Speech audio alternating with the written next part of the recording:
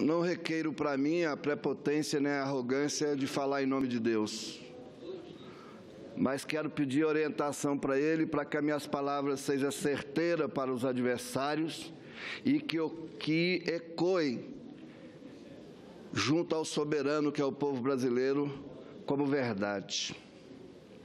Pelo menos é a minha tentativa.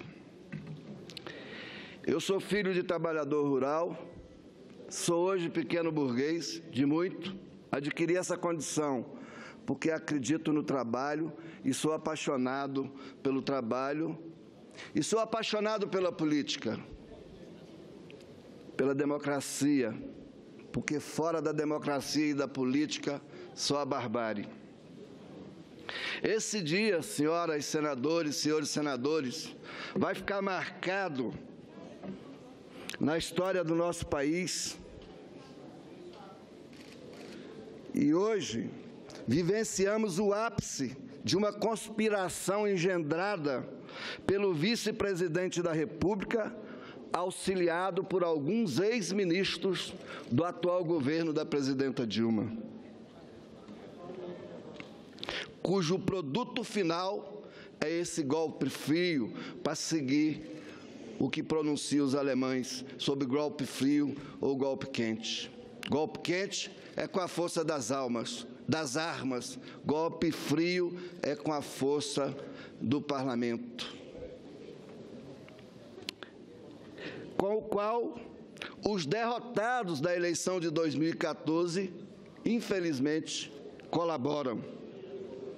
Este golpe, no seu conteúdo, tem uma semelhança com outros momentos da nossa história, que dão origem à sanha golpista atual, cujo desenho é sempre o mesmo: combate à corrupção, crise econômica, governos populares, democráticos ou de esquerda.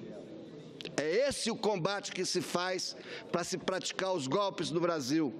Foi assim com Getúlio Vargas, foi assim a tentativa com Juscelino, foi assim com Jean Goulart. Essa semelhança também está carimbada nos signatários desse golpe, que são as grandes corporações midiáticas, o grande empresariado ou parte do grande empresariado nacional, representado pela Fiesp, pela CNI, e derrotados das eleições. Sempre foi assim. Os signatários sempre são os mesmos. Quem acompanha os meus discursos já me ouviu falar sobre as semelhanças que a situação enfrentada pela presidenta Dilma tem com o que viveu Getúlio Vargas, Juscelino Kubitschek e Jean Goulart. Eu ouvi de vários senadores, e eu quero dizer que o relatório do senador Anastasia seria consistente, teria substância jurídica, se não partisse de premissas falsas. Porque parte de premissas falsas, senhor presidente, senhores senadores, senhoras senadoras, porque a presidenta Dilma não cometeu crime de responsabilidade. Falam dos decretos. Os decretos ela não cometeu crime de responsabilidade, não quero nem falar do número deles, do que fez o presidente Lula, do que fez o presidente Fernando Henrique, cada um a seu tempo. Ela não cometeu porque o artigo 4º da Lei Orçamentária de 2015 autorizava a suplementação. E até 7 de outubro, quando o Tribunal de Contas publicou o acordo que disse que não podia mais fazer, poderia fazer. E ela fez. A partir daí ela não fez mais. Então ela não cometeu o crime dos decretos. Falam das pedaladas fiscais. Vejam um absurdo. E aí eu quero dialogar, sobretudo, com o povo do agronegócio. A presidenta Dilma, nos 5 anos de seu mandato, foi o presidente da República que mais contribuiu para o desenvolvimento da agricultura, da pecuária no nosso país, seja da grande agricultura, seja da agricultura familiar. O testemunho disso está dado. No governo Fernando Henrique vendia cerca de 26 mil máquinas por ano. No governo presidente Lula vendia cerca de 37 mil máquinas por ano. Nos governos da presidenta Dilma vendeu 60 mil máquinas por ano. Então, a subvenção nos 5 anos, 6 anos, dos 6 planos safra, é 43 bi.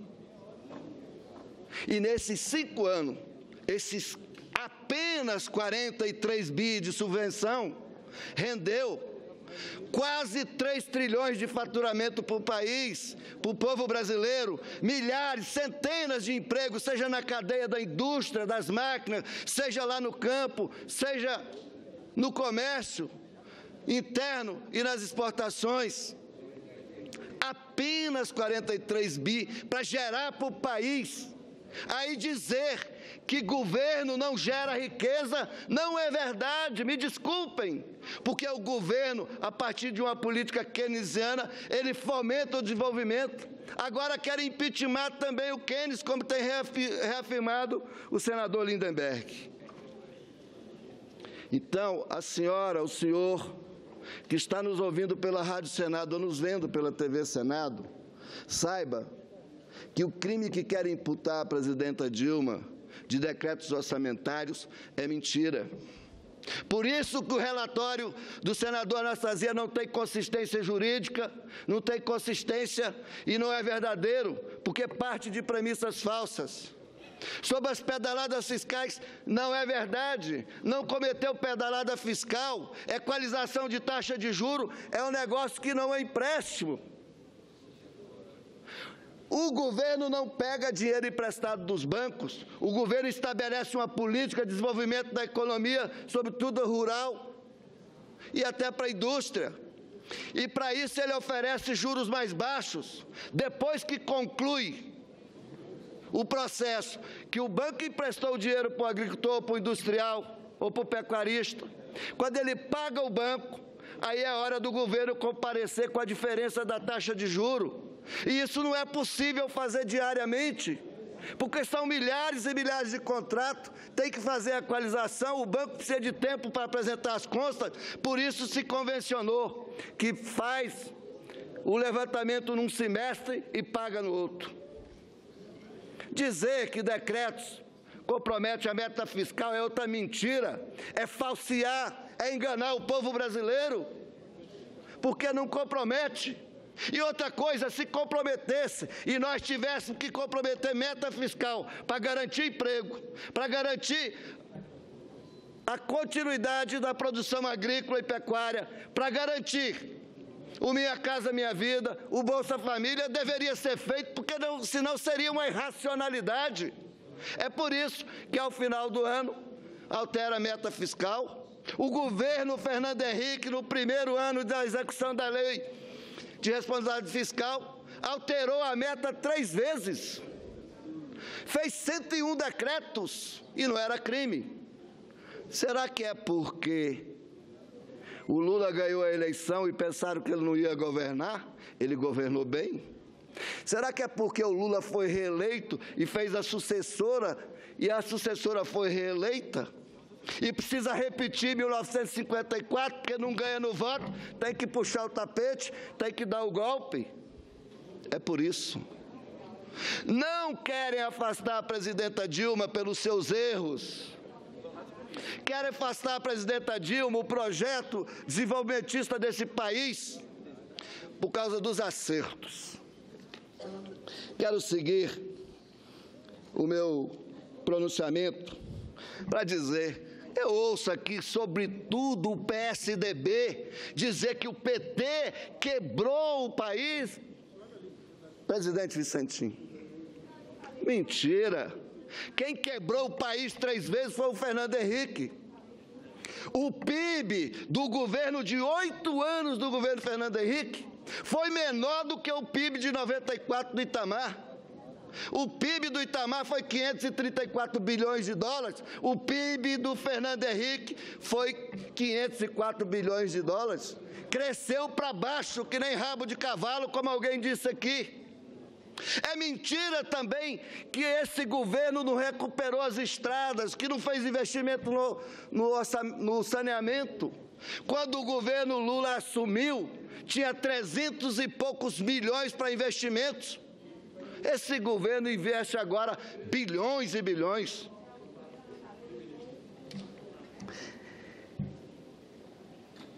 Alguns dados.